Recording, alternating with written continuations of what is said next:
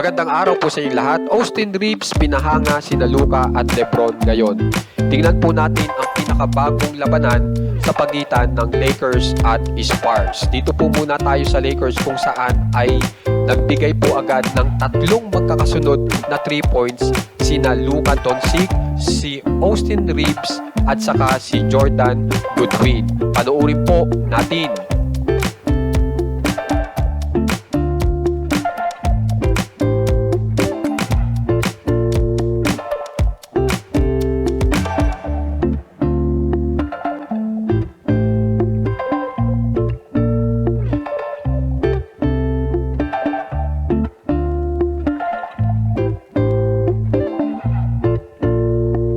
Samantala po, hindi po nagpatalo si Chris Paul.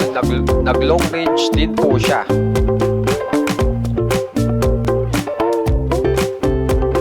Yan. At pagkatapos po niyan, ipapakita ko na po sa inyo kung saan humanga po si Luka Doncic kay Austin Reeves. Tingnan po natin ang naging move po ni Austin Reeves kung bakit napahanga si Luka Doncic. Panoorin po natin.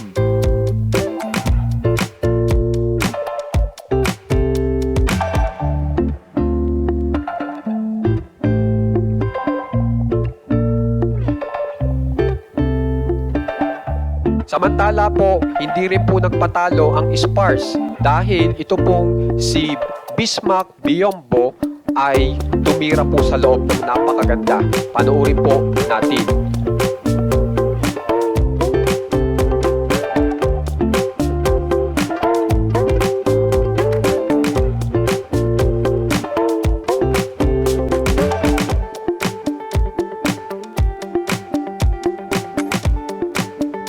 Ngayon po, para kompleto po ang araw, syempre, pinaka-the best po ang makakita po tayo ng dunk mula sa Lakers at ito po ay ipinakita ni Jackson kung saan ay talagang todo dunk po si Jackson Hayes. Panoorin po natin.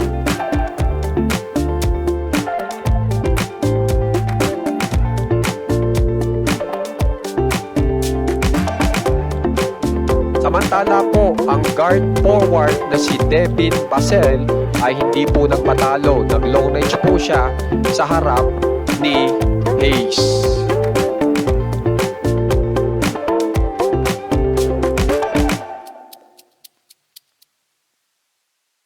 At ngayon, ipakita ko naman po ang dunk na mula po sa Spurs na ang gumawa po ay si Jeremy Sochan. Panoorin po natin.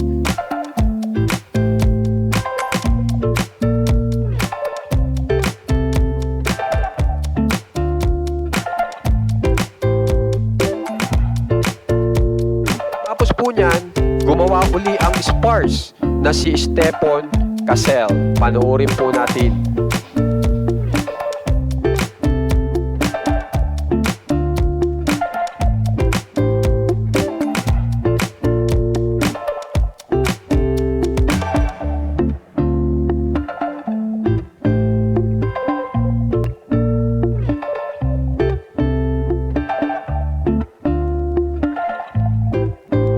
Ngayon, dito na po tayo kung saan ay napareact po si Lebron James kay Austin Reeves dahil sa napakaganda po nitong tira. Panoorin po natin.